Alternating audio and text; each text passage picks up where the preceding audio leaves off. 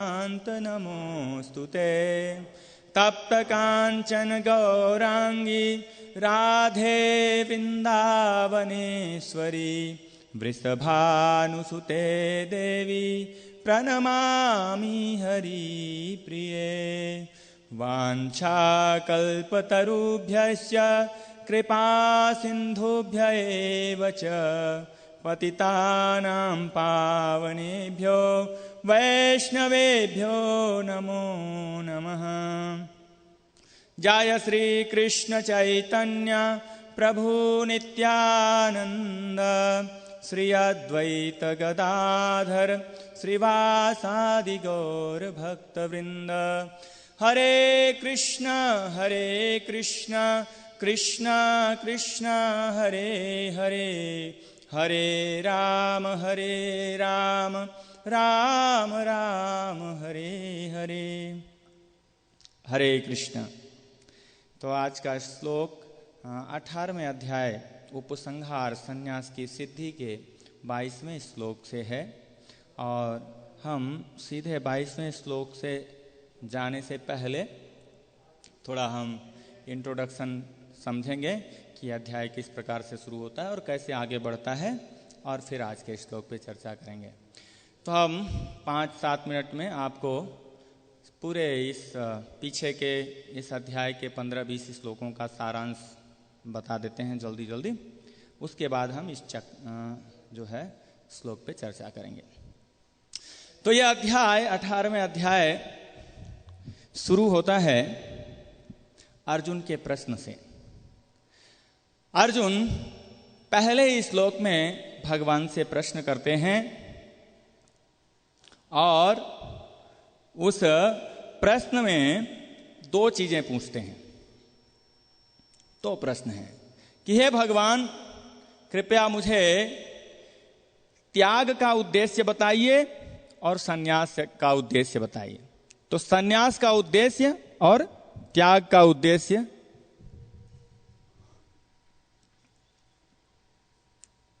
संन्यास का उद्देश्य और त्याग का उद्देश्य जो है पूछते हैं। तो भगवान अगले श्लोक से ही उत्तर देना उसका प्रारंभ करते हैं और भगवान उत्तर में क्या बताते हैं कि पहले त्याग और संन्यास का अर्थ क्या है ये बताते हैं।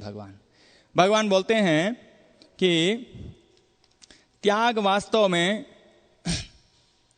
पहले भगवान संन्यास का अर्थ बताते हैं कि भौतिक इच्छा पर आधारित सारे कर्तव्य कार्यों को त्याग देना संन्यास कहलाता है। और फिर त्याग का अर्थ बताते हैं कि सारे कर्मों के फलों के त्याग को त्याग कहते हैं। तो इस प्रकार से भगवान ने अपना मत दिया और भगवान बोलते हैं कि ये तो त्याग और संन्यास के अर्थ हो गए। अब देखो 2 प्रकार के मत हैं। 2 प्रकार के मत हैं। एक मत के अनुसार कुछ लोग ऐसा बोलते हैं कि समस्त प्रकार के सकाम कर्मों को दोषपूर्ण समझ करके त्याग देना चाहिए। लेकिन कुछ विद्वान ऐसे भी हैं जो बोलते हैं कि यज्ञ, दान तथा तपस्या के कर्म को कभी नहीं त्यागना चाहिए। तो ये 2 प्रकार के कर्म बताए भगवान ने। फिर भगवान बोलते हैं कि मेरा निर्णय क्या है, सुनो। अगले श्लोक में बोलते हैं मेरा निर्णय ये है कि जो है ये यज्ञ, दान और तपस्या को नहीं त्यागना चाहिए, क्योंकि ये महात्माओं को भी शुद्ध करने वाला है। इसको नहीं त्यागना चाहिए और यही मेरा मत है, ये मेरा निर्णय है। और फिर भगवान उसी श्लोक में बोल देते हैं, चौथे श्लोक में ही भगवान अपना निर्णय बोलते हैं कि मेरा निर्णय सुनो, और बोलते हैं कि 3 प्रकार के त्याग होते हैं। और फिर 5वें में श्लोक में बताते हैं कि ये यज्ञ, दान, तपस्या ये जो है मनुष्यों को भी पावन करने वाले हैं। तो इस प्रकार से भगवान आगे बढ़ते हैं और आगे बोलते हैं कि मेरा अंतिम मत ये है कि हमें इसी जो है यज्ञ, दान, तपस्या को समस्त फलों की आशा के रहित होकर और बिना किसी आसक्ति के क्या करना चाहिए? यज्ञ दान तपस्या कर्म को करना चाहिए, मेरा अंतिम मत है, भगवान यहां पे बता देते हैं। फिर पीछे जो चौथे श्लोक में भगवान ने चर्चा किया था कि 3 प्रकार के त्याग क्या हैं, 3 प्रकार के त्याग होते हैं, वहां पे 7वें 8वें और 9वें श्लोक में भगवान 3 प्रकार के त्याग के बारे में बताते हैं कि तमोगुणी त्याग, रजोगुणी त्याग और सतोगुणी त्याग। तमोगुणी त्याग के बारे में बताया कि ये तो मोहवश होता है, अज्ञानता के कारण होता है कि बिना किसी ज्ञान के मोहवश कोई कर्तव्यों को त्याग देता है, तमोगुणी हो गया। कष्टप्रद समझकर शारीरिक कष्टों से बचने के लिए कोई त्याग करता है कर्तव्यों का, वो रजोगुणी हो गया। और सतोगुणी त्याग बोलते हैं कि वो नियत कर्मों को करणीय मानकर कार्य करता है, लेकिन भौतिक संगति और फल की आसक्ति का त्याग करता है। 2 चीज त्यागता है वो, भौतिक संगति और फल की आसक्ति को त्याग देता है, तो ये सतोगुणी त्याग होता है। अब भगवान आगे 10वें श्लोक में बोलते हैं कि ये सतोगुणी बुद्धिमान त्यागी का क्या लक्षण है, क्या गुण है इसके। तो ये जो सतोगुणी त्यागी है ये बुद्धिमान कहा जाता है। ये उस बुद्धिमान त्यागी का जो है दर्जा दिया भगवान ने। इसके गुण इस प्रकार से हैं, भगवान बोलते हैं वो अशुभ कर्म से घृणा नहीं करता, न तो शुभ कर्मों से आसक्त होता है, और कर्म के विषय में उसको इसलिए कोई संशय नहीं रहता। 3 चीजें बताई, अशुभ से घृणा नहीं, शुभ से आसक्त नहीं, और कर्म के विषय में कोई संशय नहीं। ये 3 गुण, यानी राग द्वेष से मुक्त है। फिर आगे भगवान जो है इसको भी स्पष्ट करते हैं कि आखिर ये कर्म त्याग क्यों नहीं करना चाहिए। संन्यास जो बोले कि समस्त प्रकार के सकाम कर्मों का त्याग भगवान ने उसको स्वीकार क्यों नहीं किया। यज्ञ दान तपस्या के कर्मों को ही स्वीकार कर लिया, फल को त्याग को स्वीकार किया, लेकिन कर्म त्याग को स्वीकार नहीं किया भगवान ने, ऐसा क्यों? तो आगे स्पष्ट कर रहे हैं। 11वें श्लोक में बोलते हैं कि एक्चुअली समस्त कर्म का परित्याग संभव ही नहीं है। सभी कर्मों का त्याग संभव है नहीं, कुछ न कुछ कार्य करना ही पड़ेगा, शरीर निर्वाह के लिए कार्य कुछ करना पड़ेगा। और उसी श्लोक में निर्णय देते हैं कि वास्तव में कर्म फलों का त्याग करने वाला व्यक्ति वास्तविक त्यागी है। कर्मों का त्याग करना संभव नहीं, सारे कर्मों का त्याग करना, इसलिए जो कर्म करते हुए कर्म फलों का त्याग करता है वो वास्तविक त्यागी है। अब अगले श्लोक में भगवान बोलते हैं कि ठीक है, ये त्यागी का संबंध हो गया, लेकिन उसका क्या जो त्यागी नहीं है, जो त्यागी नहीं है और त्यागी है, जो सन्यासी है और जो त्यागी नहीं है, इन दोनों में क्या दिक्कत है, डिफरेंस क्या है? तो भगवान बोलते हैं कि जो त्यागी नहीं है उसको मृत्यु के बाद कर्म फल भुगतना पड़ता है। कौन सा कर्म फल भुगतना पड़ता है? 3 प्रकार के कर्म फल भुगतने पड़ते हैं।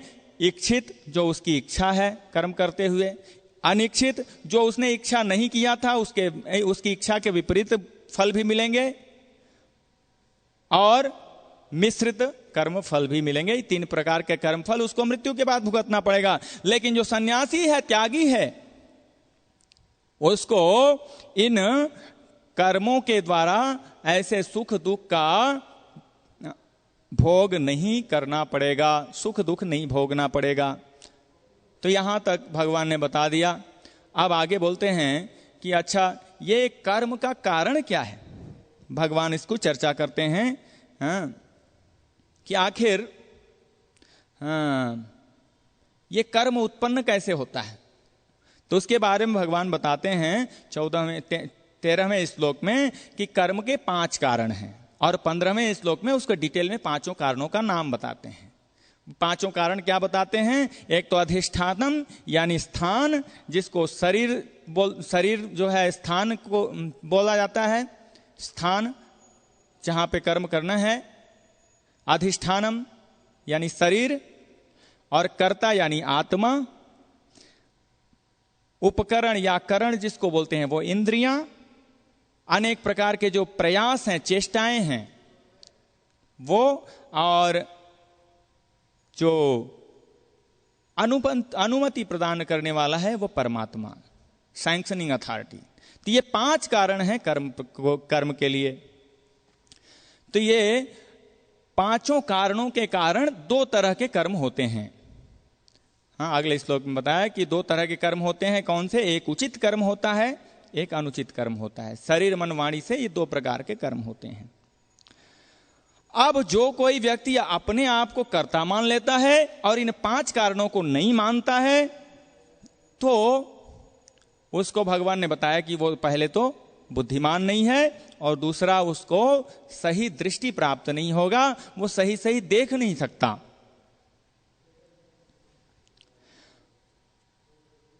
अब भगवान ने यहां तक एक्सप्लेन करने के बाद बोलते हैं कि वो व्यक्ति जो कर्म बंधन से मुक्त है वो कैसा है? बोले वो ऐसा है, वो अहंकार से प्रेरित नहीं होगा, बुद्धि उसकी बंधी नहीं होगी, तो वो व्यक्ति क्या होगा? कर्म से बंधेगा नहीं, और ऐसा व्यक्ति किसी को मारते हुए भी मारता नहीं है। फिर आगे 18वें श्लोक में भगवान बोलते हैं कि कर्म के कारण 3 हैं और कर्म के संघटक 3 हैं।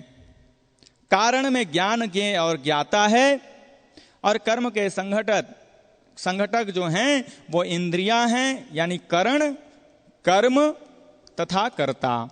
करण, कर्म तथा कर्ता, ये 3 कर्म के संघटक है, यानी किसी कर्म में ये 3 तत्व अवश्य होंगे। अब जो है भगवान यहां पे शुरू किए कि ज्ञान, कर्म और कर्ता के 3 भेद बताना शुरू किए 19वें श्लोक से, कि अब मैं आपको तीनों के 3 भेद बताऊंगा प्रकृति के गुणों के आधार पर। तो पहला जो इंग्रेडिएंट शुरू हुआ वो ज्ञान का। तो भगवान ने ज्ञान के 3 प्रकार बताए, और 3 प्रकार में सतोगुणी ज्ञान की चर्चा की 18वें श्लोक में, नहीं 18वें नहीं 20वें श्लोक में, सतोगुणी ज्ञान की चर्चा की 20वें श्लोक में, रजोगुणी ज्ञान की चर्चा की 21वें श्लोक में, और आज 22वें श्लोक में भगवान चर्चा कर रहे हैं तमोगुणी ज्ञान के बारे में। तो अब सतोगुणी ज्ञान में भगवान ने बताया था कि वो सब में एक ही जैसी आत्मा को देखता है, यानी कि 5वें अध्याय के 18वें श्लोक का उदाहरण दिया। विद्या विनय संपन्ने ब्राह्मणे गविहस्तिनी सुनीचे व स्वपाके च पंडितः समदर्शिनः। अगर ये जो है भाव है, इस प्रकार की दृष्टि है, तो क्या है? वो सतोगुणी ज्ञान है। लेकिन अगर कोई अलग अलग शरीरों में भेदभाव करता है, अलग अलग स्तर देखता है, आत्मा में भी भेद करता है, जीवात्माओं में भी भेद करता है, तो शारीरिक स्तर पर जो भेदभाव की दृष्टि रखते हैं, ऐसे लोग रजोगुणी ज्ञान से संबंधित माने जाते हैं। और आगे तात्पर्य में प्रभुपाद जी इसको और बढ़िया से संक्षेप में बताते हैं। मैं इस श्लोक को व्याख्या करने के बाद उसको एक बार कंक्लूजन में बताऊंगा। और तमोगुणी जो आज का है, आज का अगर श्लोक देखा जाए तो अब इस पे चर्चा करते हैं, ये तमोगुणी ज्ञान किस प्रकार का है। तो ये एक तमोगुणी ज्ञान है, किसी एक प्रकार के तुच्छ कार्य को सब कुछ मानकर लिप्त हो जाता है। अगर उस कार्य में या उस ज्ञान में आसक्त हो जाता है, तो ऐसा ज्ञान क्या है? तमोगुणी ज्ञान है। तो हम अब अगर देखें इस श्लोक के शब्दों को, यत्तु कृष्ण वदे कस्मिन् कार्ये सक्तम हेतुकम अतत्वार्थ वदल्पम च तत्ताम समुदाहृतम। तो इसमें 5 इंग्रेडिएंट बताए इस श्लोक में तामसी ज्ञान के। क्या? पहले तो एक ही प्रकार के कार्य में, एकस्मिन, श्लोक आय में शब्द आए एकस्मिन, यानी एक ही प्रकार के कार्य में। और फिर आता है अल्पम, कैसा कार्य? बहुत तुच्छ कार्य है, अति तुच्छ है। अल्पम मतलब बहुत ही छोटा है, तुच्छ है। एक ही प्रकार के, एक अस्मिन अल्पम मतलब तुच्छ कार्य है, बहुत तुच्छ कार्य में। और कृत्स्नवत, कृत्स्नवत शब्द आया है यहां पे पूर्ण रूप से, यानी कि उसी कार्य को सब कुछ मान लेता है। वो एक ही कार्य को जो कि बड़ा तुच्छ है उसी को सब कुछ मानकर, और फिर शब्द आता है अतत्व अर्थवत, अतत्व अर्थवत, उसके वास्तविक अर्थ को न जानते हुए, सत्य नहीं पता है कि वास्तव में वो कार्य क्या है, उसका परिणाम क्या होगा, करणीय है नहीं करणीय है, कुछ ज्ञान नहीं है, वास्तविक सत्य उसके बारे में कुछ नहीं है। अतत्व अर्थवत यानी तत्व से उसको नहीं जानता, अतत्व अर्थवत। और पांचवा क्या है?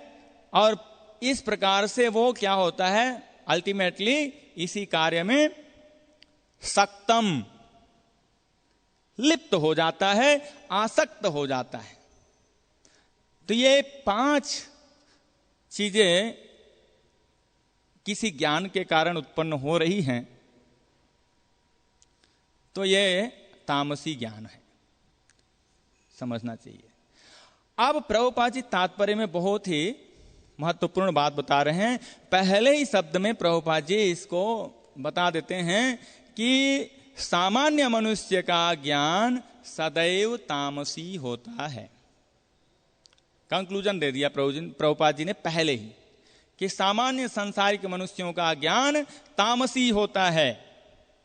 अब उसका कारण क्या बताया? तात्पर्य में प्रभुपाद जी ने पूरे कारण बताए, एक एक सब कारण उसको दिया कि क्यों तामसी है सामान्य मनुष्य का ज्ञान।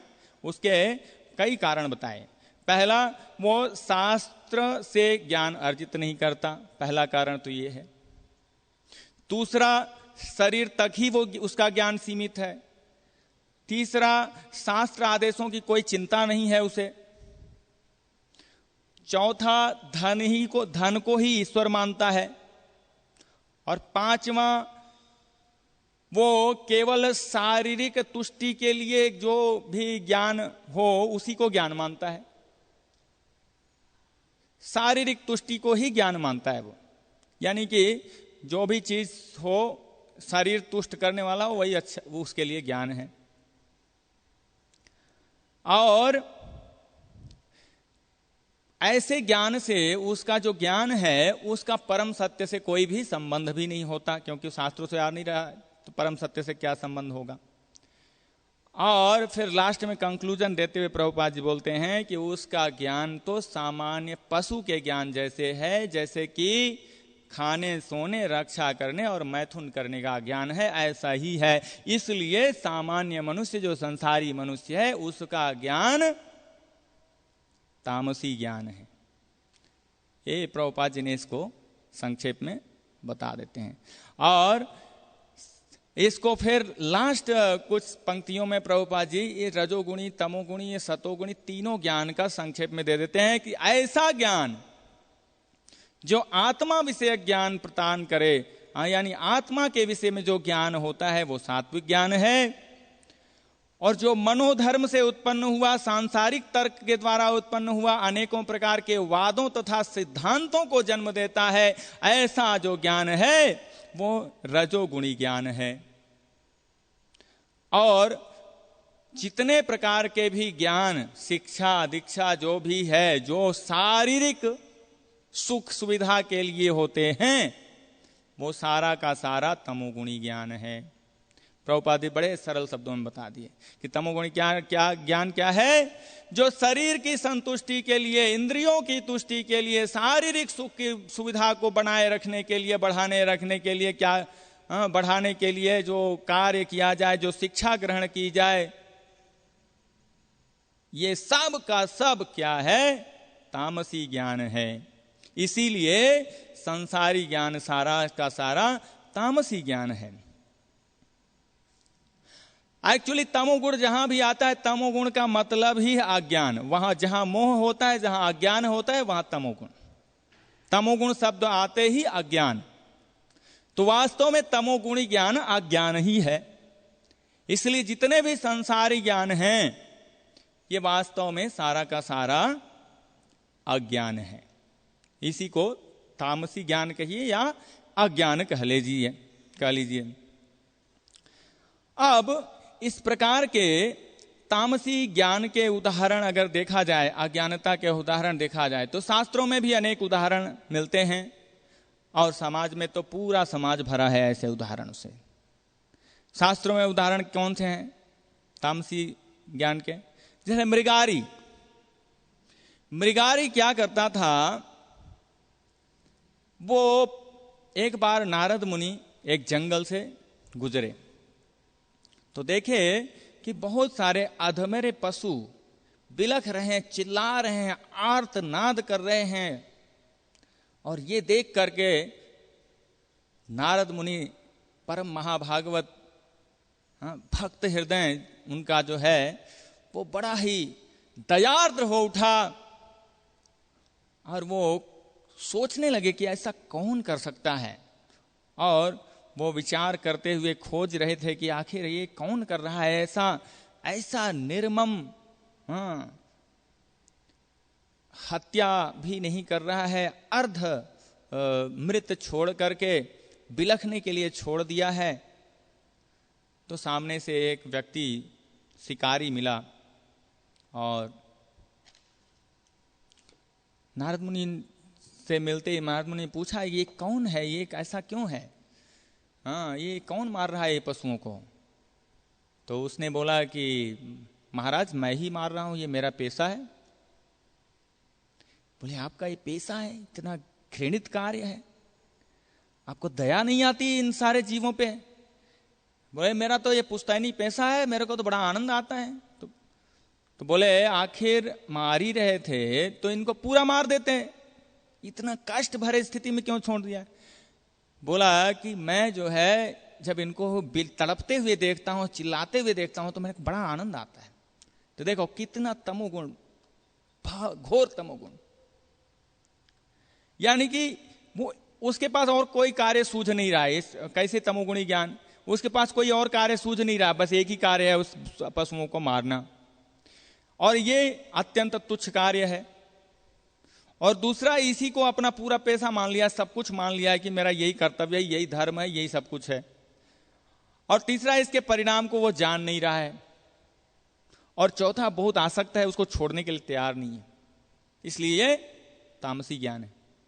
और प्रभुपाद जी ने बताया जैसे कि शारीरिक सुख को बनाए रखने के लिए दिया, तो ये वो क्या कर रहा है, अपने शारीरिक सुख के लिए, इंद्र तृप्ति के लिए, उसको अच्छा लग रहा है इसलिए कर रहा है, तो ये वैसे भी तामसिक ज्ञान।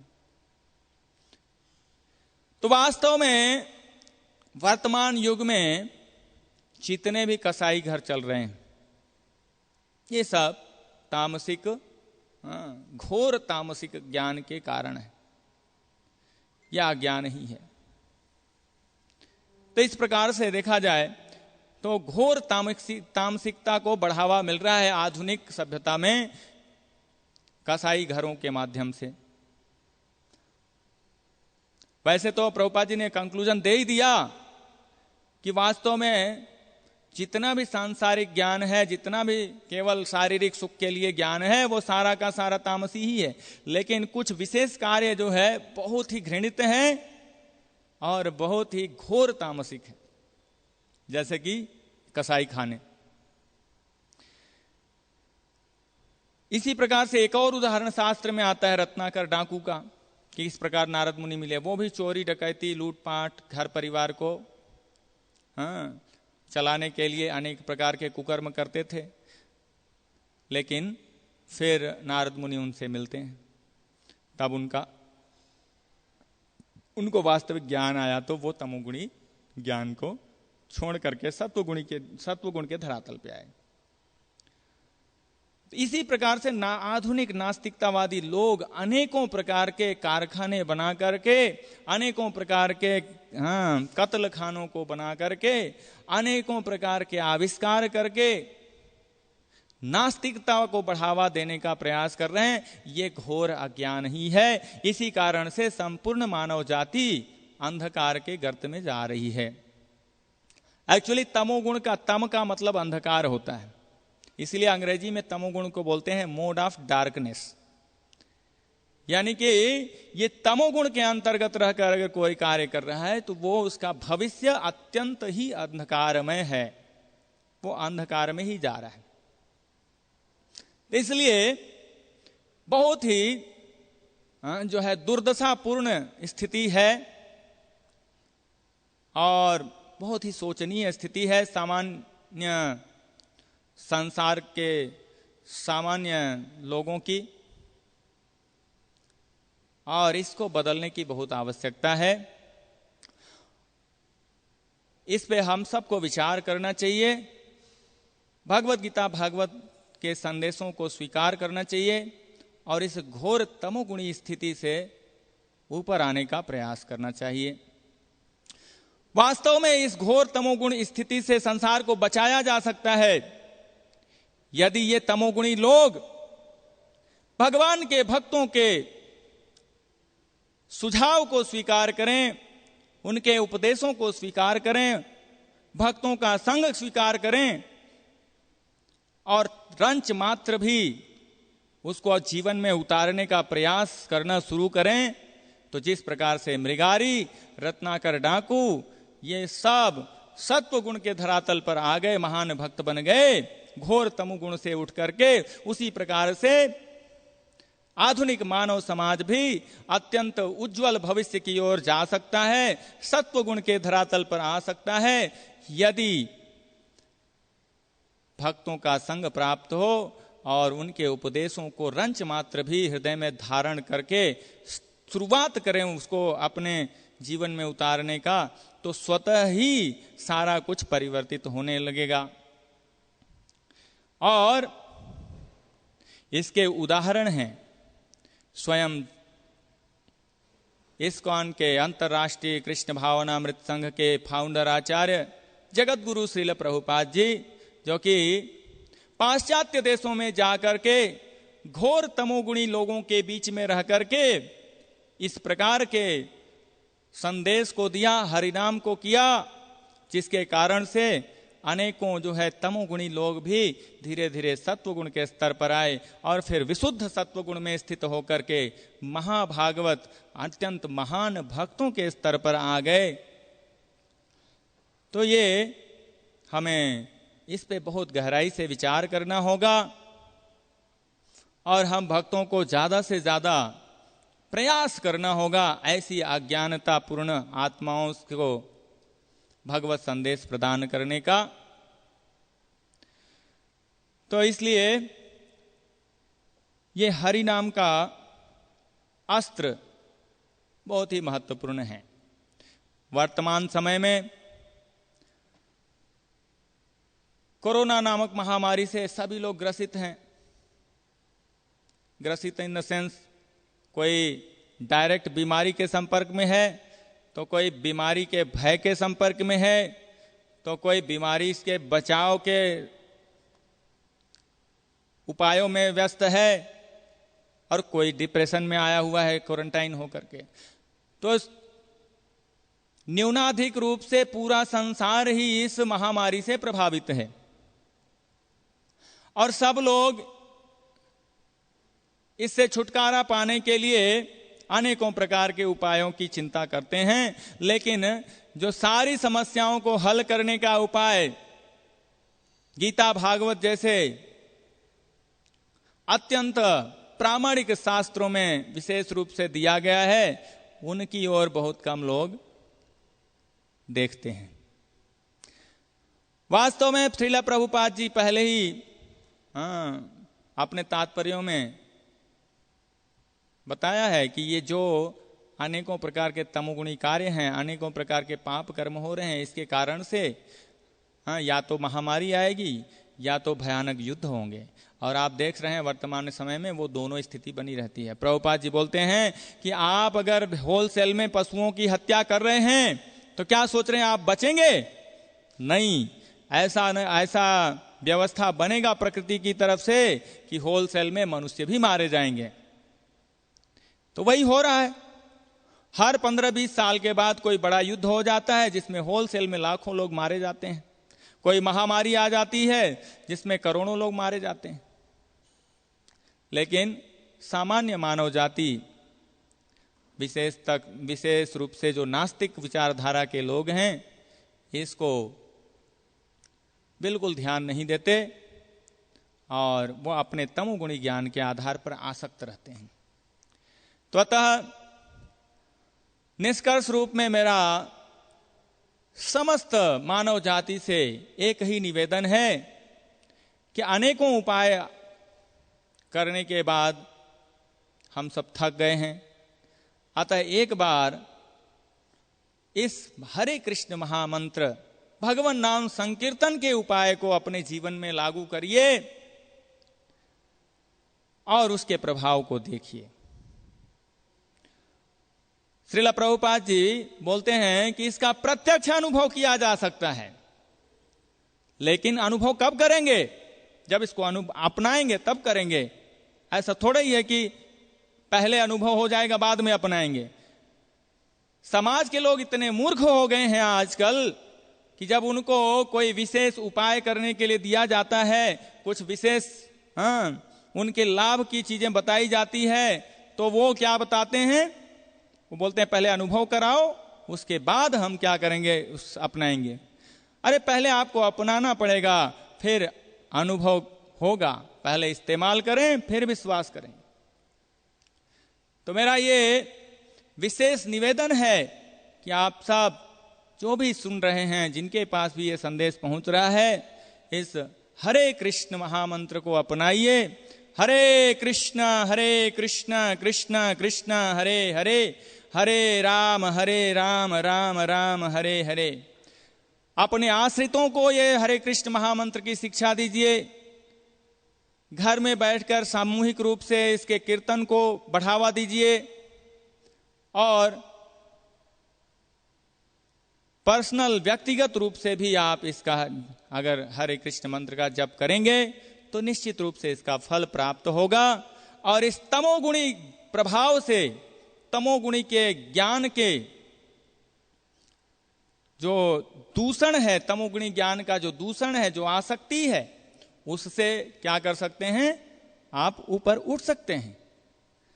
तो ये बहुत ही सरल उपाय है, अतः इसको अवश्य ही अपनाना चाहिए। सारे शास्त्रों का यही निचोड़ है। इस तमोगुणी ज्ञान से ऊपर उठने का यही एकमात्र उपाय है। हरैर नाम एव केवलम कलौ नास्त्येव नास्त्येव नास्त्येव गतिरन्यथा। काली संतारण उपनिषद में भी इसका वर्णन होता है।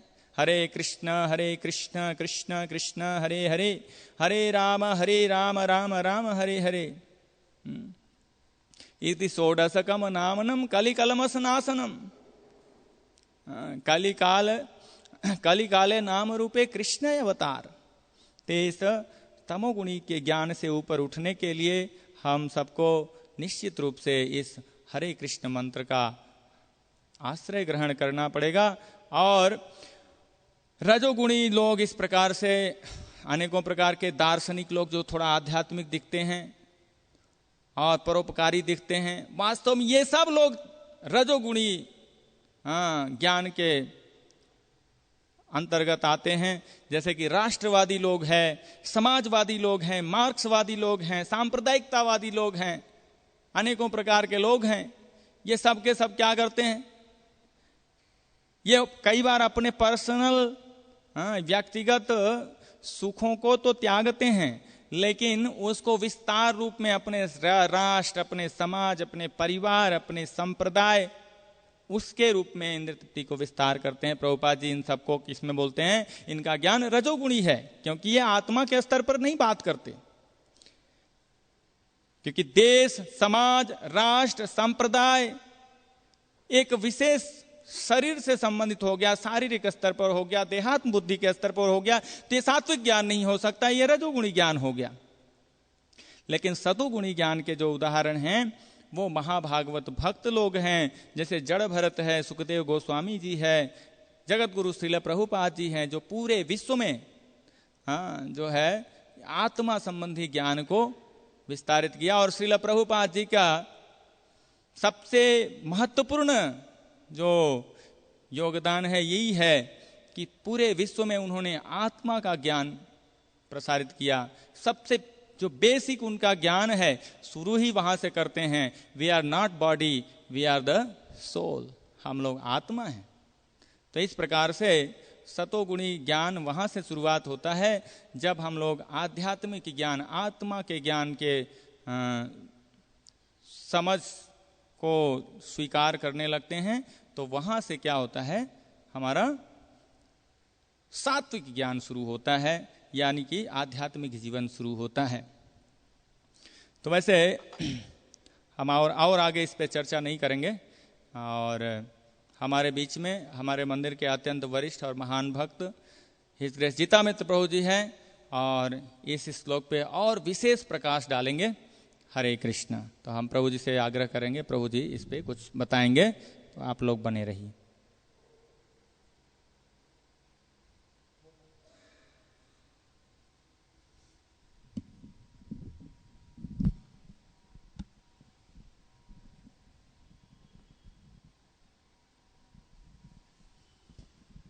हरे कृष्णा, धन्यवाद। तो आज के श्लोक में भगवान जो तमोगुणी ज्ञान की चर्चा कर रहे हैं, तो यहाँ पर श्री कृष्ण कह रहे हैं कि तमोगुणी ज्ञान में व्यक्ति अपने शरीर को ही सब कुछ मानकर उसी शरीर में आसक्त रहता है। तो यहाँ पर श्री कृष्ण कृष्णवत शब्द का प्रयोग कर रहे हैं। कृष्णवत का अर्थ है कि सब कुछ के समान, सब कुछ जैसा। तो यहाँ पर श्री कृष्ण कह रहे हैं कि तमोगुणी ज्ञान में व्यक्ति अपने शरीर को ही सब कुछ जैसा मानता है। तो यहाँ पर श्री कृष्ण इन शब्दों का प्रयोग कर रहे हैं, एक अस्मिन कार्ये। इन शब्दों का अर्थ हुआ एकमात्र इस शरीर में। तो यहाँ पर श्री कृष्ण कह रहे हैं कि तमोगुणी ज्ञान में व्यक्ति एकमात्र इस शरीर को ही सब कुछ मानकर आसक्त रहता है। फिर श्री कृष्ण अहेतुकम शब्द का प्रयोग कर रहे हैं। अहेतुकम शब्द का अर्थ है बिना किसी कारण के। इसका अर्थ हुआ कि तमोगुणी ज्ञान में व्यक्ति एकमात्र अपने शरीर को ही सब कुछ मानकर अपने शरीर में ही आसक्त रहता है, परंतु इस बात का कोई उचित कारण नहीं है कि वह क्यों अपने ही शरीर को सब कुछ मानता है। यह तो सामान्य बात है कि अपनी तुलना से हमें दूसरों के भी सुख तथा दुख का अनुमान लगाना चाहिए, परंतु तमोगुणी ज्ञान में व्यक्ति केवल शरीर को ही सब कुछ मानता है, वो अन्यों की परवाह नहीं करता है। तो यहाँ पर श्री कृष्ण तमोगुणी ज्ञान के संबंध में तू शब्द का प्रयोग कर रहे हैं। पिछले श्लोक में श्री कृष्ण रजोगुणी ज्ञान के संबंध में भी तू शब्द का प्रयोग किया था। तो जिस प्रकार सत्वगुणी ज्ञान की तुलना में रजोगुणी ज्ञान अत्यंत निम्न स्तर का है, उसी प्रकार रजोगुणी ज्ञान की तुलना में तमोगुणी ज्ञान अत्यंत निम्न स्तर का है। रजोगुणी ज्ञान में तो व्यक्ति अपने परिवार, अपने समाज तथा अपने देश को महत्व देता है, परंतु तमोगुणी ज्ञान में तो व्यक्ति केवल अपने शरीर के अतिरिक्त किसी भी परिवार, समाज अथवा देश को महत्व नहीं देता है। तो यहाँ पर श्री कृष्ण तमोगुणी ज्ञान के लिए अतत्वार्थवत शब्द का प्रयोग कर रहे हैं। अतत्वार्थवत शब्द का अर्थ है ऐसा ज्ञान जिसमें किसी भी वस्तु का अर्थ नहीं प्राप्त होता है। तो यहाँ पर श्री कृष्ण कह रहे हैं कि तमोगुणी ज्ञान वास्तविकता के ज्ञान से रहित जैसा होता है। इस ज्ञान में कोई वास्तविकता नहीं होती है। इस ज्ञान में व्यक्ति इतने अधिक अज्ञान में रहता है कि वह अपने शरीर में अपनी इतनी अधिक पहचान करता है कि वो ये भी नहीं समझ पाता है कि पहले उसका शरीर नहीं था अथवा आगे चलकर उसका शरीर नहीं रहेगा। ये बात तो बहुत दूर है। ऐसा व्यक्ति तो ये भी नहीं समझ पाता है कि उसका शरीर समय के अनुसार किस प्रकार बदल रहा है। उसे अपने शरीर के संबंध में पहले की किसी भी घटना का स्मरण नहीं होता है कि 10 वर्षों पूर्व उसके साथ कैसी अच्छी या बुरी घटना घटी थी, तथा न ही उसे अपने शरीर के संबंध में भविष्य में होने वाली किसी भी घटना की आशंका होती है। तमोगुणी ज्ञान में व्यक्ति अपने शरीर की जिस भी अवस्था में होता है उसी अवस्था में वो अपनी पहचान करता है कि वो सदा इसी अवस्था में रहा है तथा वो सदा इसी अवस्था में रहेगा। तमोगुणी ज्ञान में व्यक्ति इतना अधिक बेहोश रहता है कि जिस समय उसने भरपेट भोजन कर लिया है उस समय वो यही सोचता है कि उसका पेट इसी प्रकार भरा रहेगा। वो नहीं विचार करता है कि पहले उसे भूख का अनुभव हुआ था तथा उसे अत्यंत कष्टपूर्वक भोजन की प्राप्ति हुई थी तथा आगे चलकर उसे फिर से भूख का अनुभव होगा, इसलिए उसे पहले से ही अपने भोजन की व्यवस्था कर लेनी चाहिए। जिस समय गर्मी का समय होता है उस समय वो यही सोचता है कि ऐसी गर्मी हमेशा रही है तथा ऐसी गर्मी हमेशा रहेगी। जिस समय सर्दी का समय होता है उस समय वो सोचता है ऐसी सर्दी हमेशा रही है तथा हमेशा रहेगी। तो यहाँ पर श्री कृष्ण कह रहे हैं कि तमोगुणी ज्ञान में वास्तविकता की अनुभूति नहीं होती है। तो यहाँ पर श्री कृष्ण तमोगुणी ज्ञान के लिए अल्प शब्द का प्रयोग कर रहे हैं। अल्प शब्द का अर्थ है ऐसी वस्तु जिसका कोई भी महत्व नहीं है। इस तमोगुणी ज्ञान में जीव अज्ञान के अंधकार में डूबा रहता है। तमोगुणी ज्ञान में अज्ञान का अंधकार इतना अधिक होता है कि व्यक्ति ये भी नहीं समझ पाता है कि वो कितने अधिक अज्ञान में है। यहां पर श्री कृष्ण कह रहे हैं कि तमोगुणी ज्ञान अत्यंत तुच्छ होता है, अर्थात इसमें अज्ञान का अंधकार भरा होता है। भागवत के 10वें स्कंद के अंतर्गत अध्याय संख्या 10 में वर्णन आता है कि जिस समय नारद जी कैलाश के उपवन में मंदाकिनी के तट से होकर गुजर रहे थे उस समय उन्होंने कुबेर के 2 पुत्रों नल कुबर तथा मणिग्रीव को देखा कि वे नग्न खड़े हैं तथा उन्हें इसमें जरा भी लज्जा का अनुभव नहीं हो रहा है।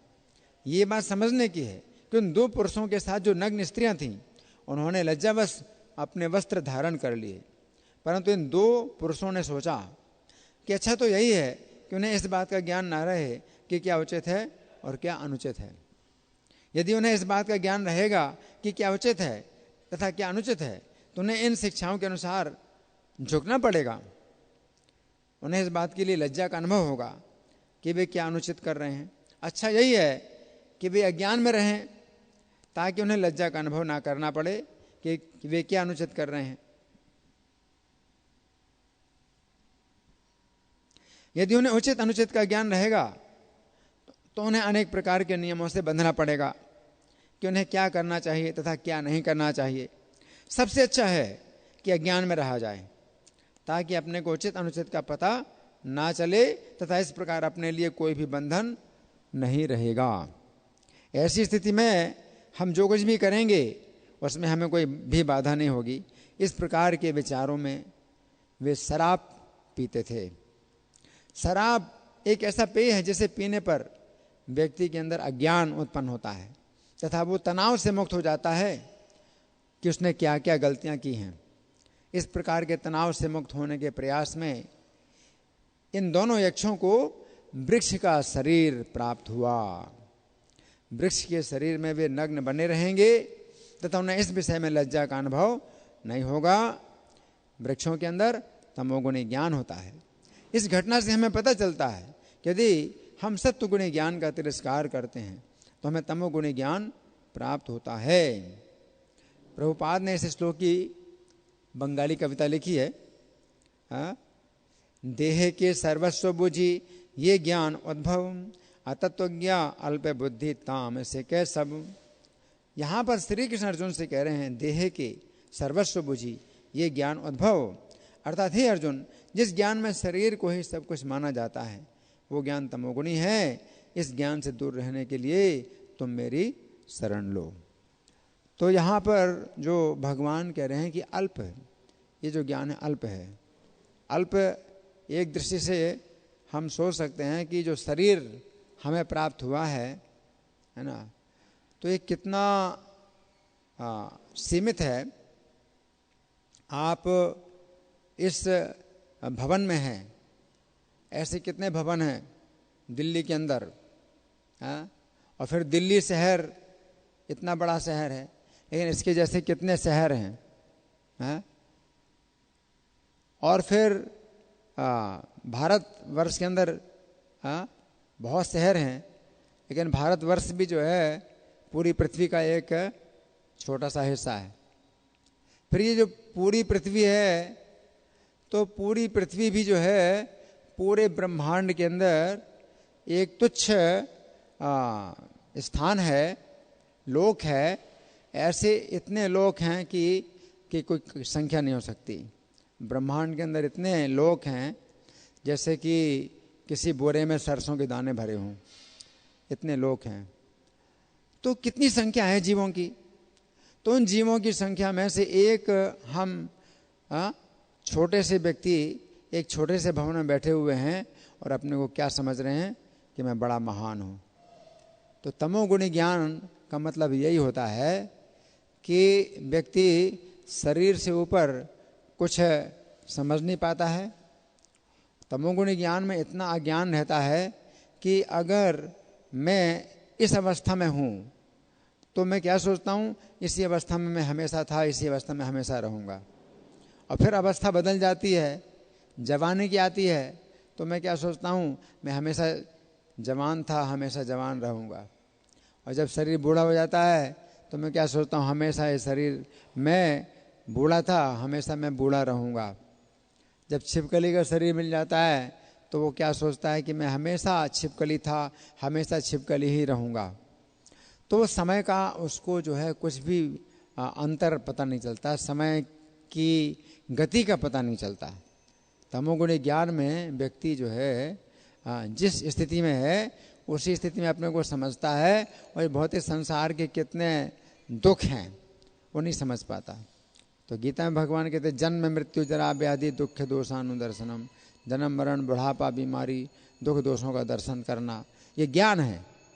तो जब तक हम शास्त्रों के आधार पर नहीं समझ पाते हैं जन्म मरण बुढ़ापा बीमारी के कष्टों को, तो हम तमोगुण में रहते हैं। तो इसलिए प्रभुपाद बताते हैं कि स्वाभाविक स्थिति जो जीव की है वो अज्ञान में है।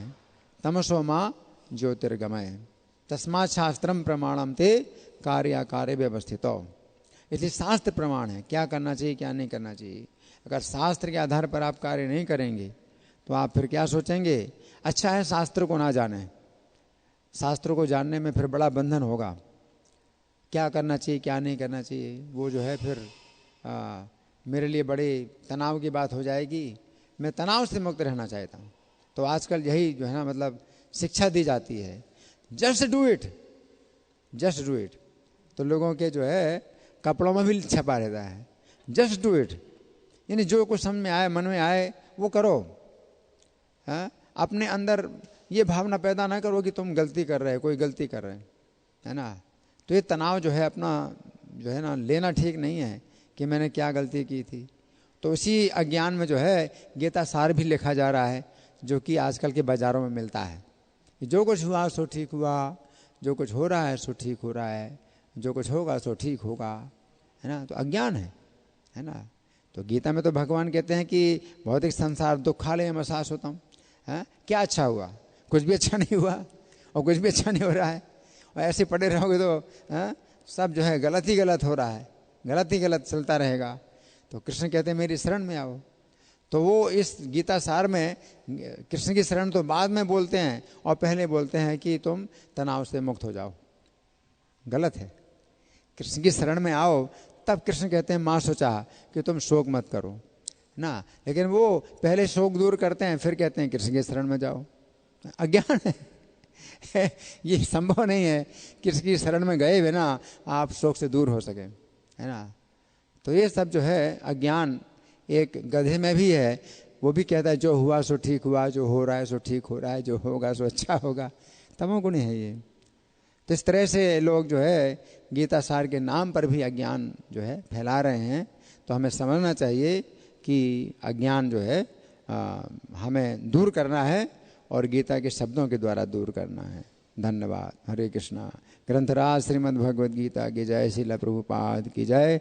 राधा पार्षार्थी ललिता विशाखा गौर निताई। सीताराम लक्ष्मण हनुमान की जय हो। हरे कृष्णा।